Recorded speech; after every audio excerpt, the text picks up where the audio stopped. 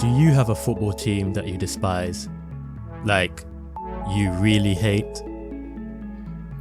Have you ever wondered how long or how difficult it would be to absolutely destroy that team if you got your grubby hands on them? Are you filthy rich, or at least can pretend to be? If you answered yes to any of these questions, here's a step-by-step guide on how to ruin a football club.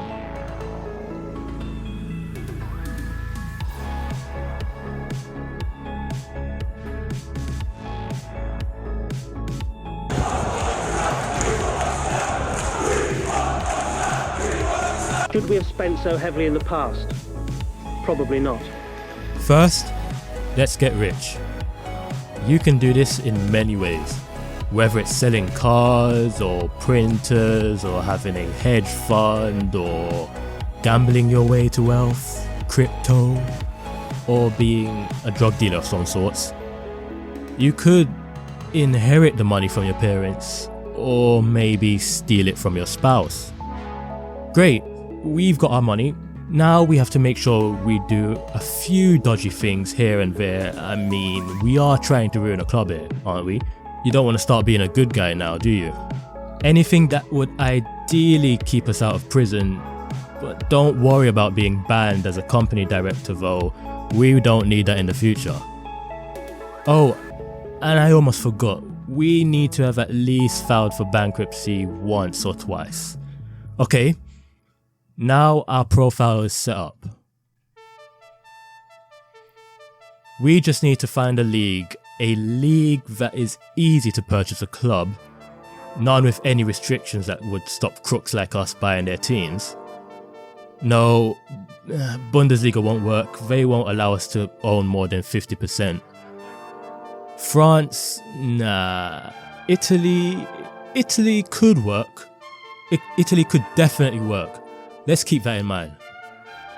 But we need somewhere, a league that has a strong history of clubs going into administration and clubs with bad owners that we can easily fit in. Oh. Okay, sweet. The EFL. But they've got that stupid fit and proper test, don't they? How about we get a famous singer to join us to try and buy a club to hide the fact that we are banned as a company director? Oh, they found out? Well, off to Italy we get... hold on a minute. They let this guy buy a club? But wasn't he arrested for trying to smuggle cocaine into the UK? No evidence, eh? Okay, one more go at the EFL. Right, okay, sign a few paperworks here and there, take this flawed test, and there you have it. We've got ourselves a football team. Now we just need to speak to the people in the club, claim we have the money when we don't. Okay. Don't forget we need to buy the stadium so that we have leverage. Okay. As we are for the people and for the community, we need to send out some hopeful messages to the fans. We are going to win the Premier League. Yeah. That'll get them believing. Let's try and buy international stars whilst we're in the bottom division. Oh, and we need to build stadiums that are definitely not too big for the club and definitely not financed through bank loans. Let's build an F1 track around the new stadium too. Change the name of the club? Change the badge? Well, how about this? Let's change the club crest and colours. Great. What's next again? We need to take out loans. What? You thought we were going to do this with our own money? Aren't we supposed to be pretending? How else did we make our fortunes? By doing the right thing? Oh, and make those loans large. Large enough for a potential administration for later on. Take them out against future season tickets and against the stadium too. Against the future Champions League TV money, you know, because we are going to be successful like we promised. Use these loans and buy the most expensive players on wages that are way above our budget. And remember, this is your club. Don't consult with the manager. Bring in your own players. It doesn't matter how big the squad is anyway. Continue to rack up huge amounts of debt because they will be paid off once we reach the Premier League, you know. We can also not pay our rent money for the stadium because that's too expensive. Don't worry, there will always be a place to play, even though attendances are down by 80%. What are they going to do, support another team? Come on, man. How can I forget about the taxes? When do we have to repay them again?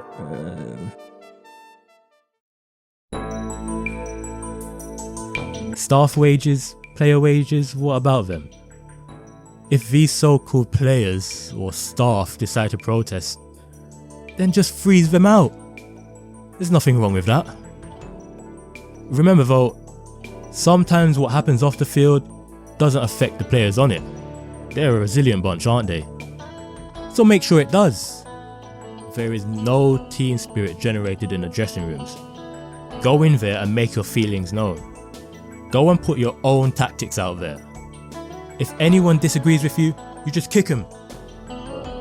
Sorry, got a bit carried away there.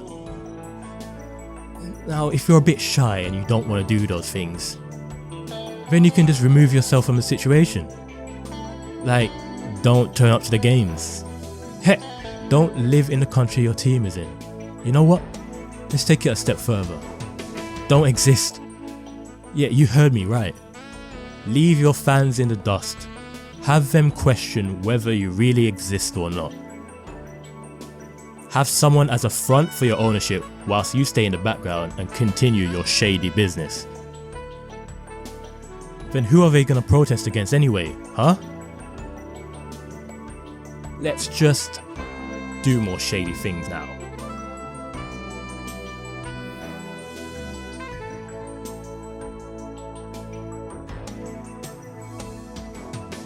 Add an extra 2 zeros to this supposed transfer fee. What?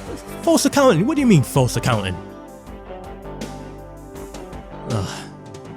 Anyways, as owners, we need to send some financial guarantees to the league every year, so let's leave all the paperwork for someone else, someone in a different country to do it. Ignore those fans, by the way, and they should be done anytime soon. What? They didn't do it? We've been lied to? We've been defrauded? If for some reason this club is still alive, we need to take things to the next level. And this is risky because it could land us in the slammer. Remember that history of bankruptcy we mentioned earlier? Well, how about a history of asset stripping? Oh, looky here. A club in serious debt that needs a new owner. I didn't even know there was a football club in this place. Okay, let's see here. Debt, unpaid taxes, a decent stadium size for the club, 135 years of history, on sale for £1? We won't lose anything destroying this club. Okay, wow, this situation is far worse than I expected. Let's get rid of the manager and most of the players that won them promotion. We don't really have the money to pay these players and staff, so let's not do that. The EFL want proof of financial viability. Yeah, it's not great, mate. We have to pay money to the creditors? Fans want me to sell the club? No way.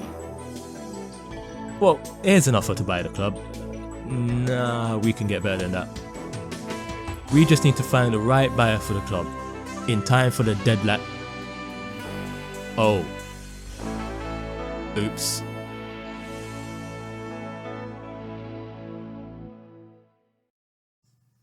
Swiftly moving on, another club not too far away, and they're a family-run team. How nice.